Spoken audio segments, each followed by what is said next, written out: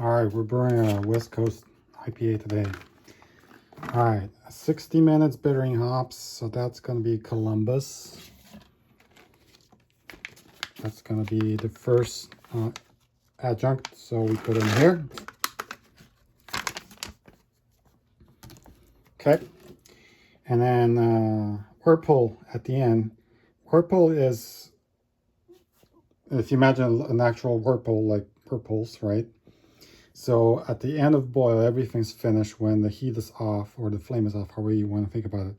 That's what the whirlpool is. I have tweaked this recipe in the computer with the steps to, it doesn't show on this is the original, to use adjunct 2 as whirlpool. So I'm going to put my Cascades and Mosaic in there. Yep.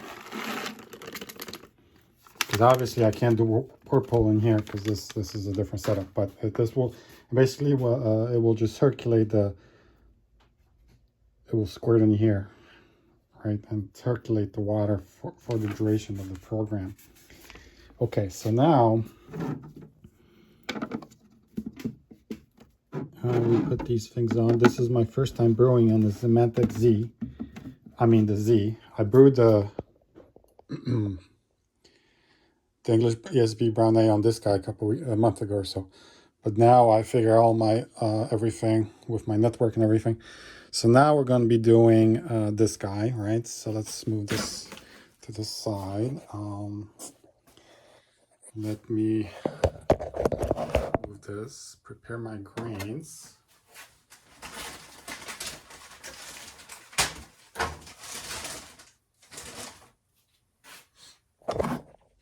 These are my grains.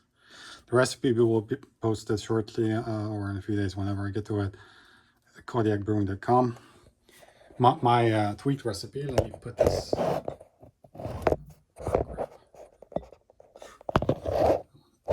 cell phone. Okay, let me put this.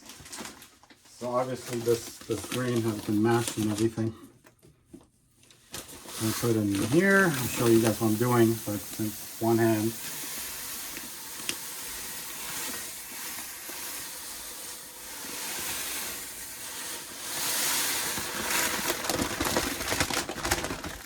A little bit dusty. All right, so I'm maximizing these this machine. Give me about 4.5 gallons of beer, or about there. Okay, and then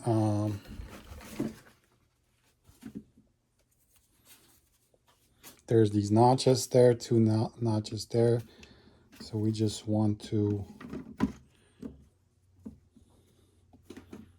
basically put this down.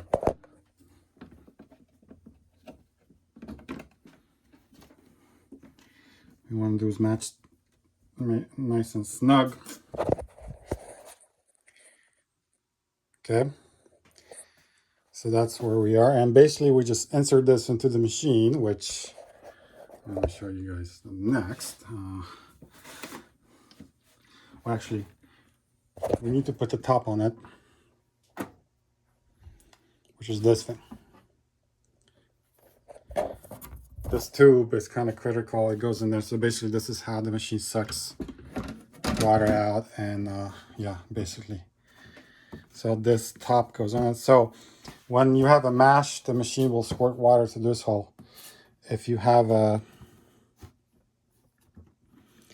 adjunct 1, it will go through this hole, adjunct 2 this hole, 3 this hole, 4 this hole. Not really sure why they're not more in the middle, not sure why there's 2 in here. But that's how it works. The machine, when you program it, it knows this is adjunct space 1, 2, 3, 4. You can do up to 4, which is plenty. So usually when you begin at the beginning of a brew, if you don't know this, adjunct 1 would be your bittering hops, and I program this to be at flame out, or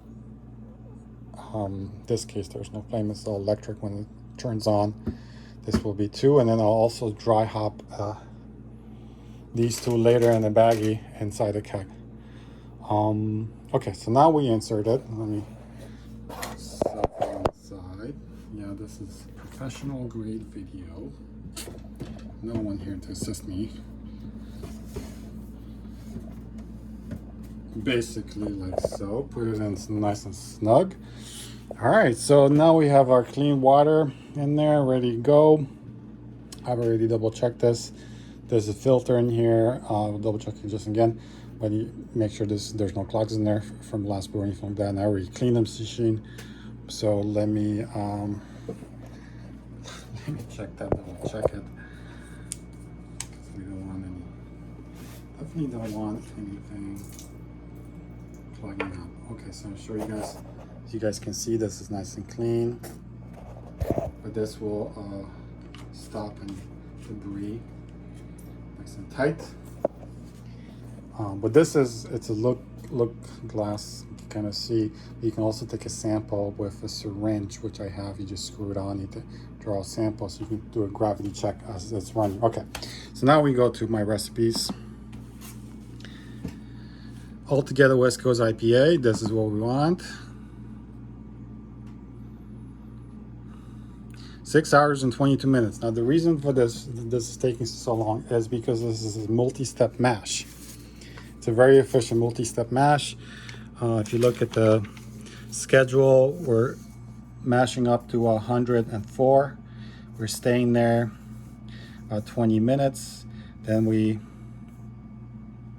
actually, the water just here 104, and then mash one heats 145, and we're staying there for 40 minutes. Then we do 161, staying there for 80 minutes.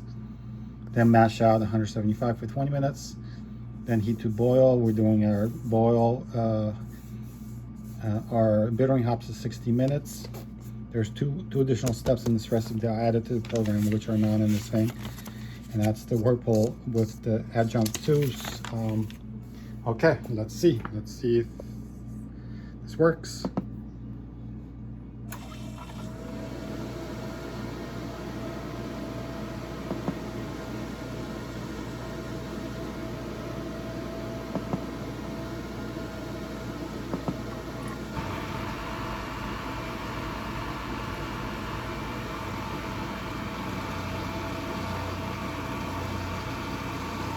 So I'll take this off here so you guys kind of can see what's going on inside. But basically it's circulating. This guy so you guys can see better.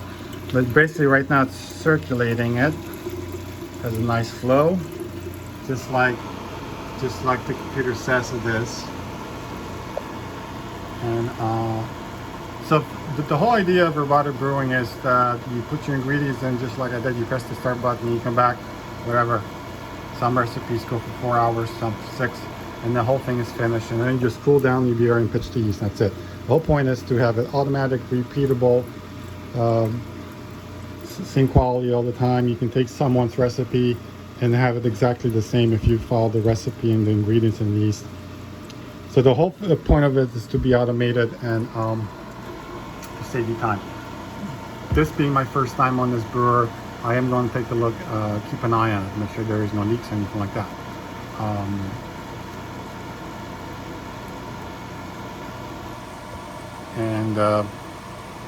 Yeah, so like I said, the program has a target of 104 to heat water at first, right? And the step instructions from top to bottom, that's exactly what it's doing. And it's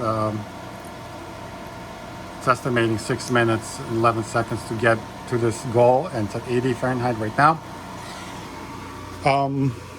While this is doing, I guess I can talk about my other machine. This is the original Zematic. When this first came out, crowdsourced, this was $1,800. I think it was over $2,000 when it was released. The Z was over $2,000, I think. And I got these two machines, and then Pico Still for $200. This was brand new in a box. Brand new in box. This was used. It works. I already brewed a beer on this. I had to do a minor fix, but you know. Then recently I got these two picobrew C machines. I'm keeping one to be dedicated for my Pico Still to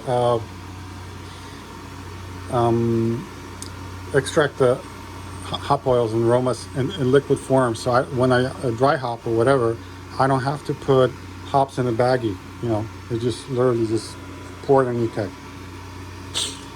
And you can extract other aromatics. You can, I think, also do CBD and even marijuana as well.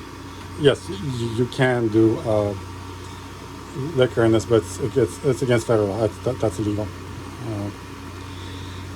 Move that here. So yeah, these are. So I got 2 of these for free. Trader guy will actually give him half a gallon of some brew. Of this English. Keeping one machine, giving the other one to a friend of mine. These were literally brand new in a box, unopened, original packaging, everything. So for $200 and half a gallon of beer, a growler of beer, I got all this shit. The original cost probably close to $5,000 with these 2 machines, were $3.99 a piece. So that's $800 right there. You can do the math. It was over $5,000 with shipping and tax. So yeah, deals. I like deals. All right, I'm just gonna go on my turn on some music and just monitor this whole thing. Cheers.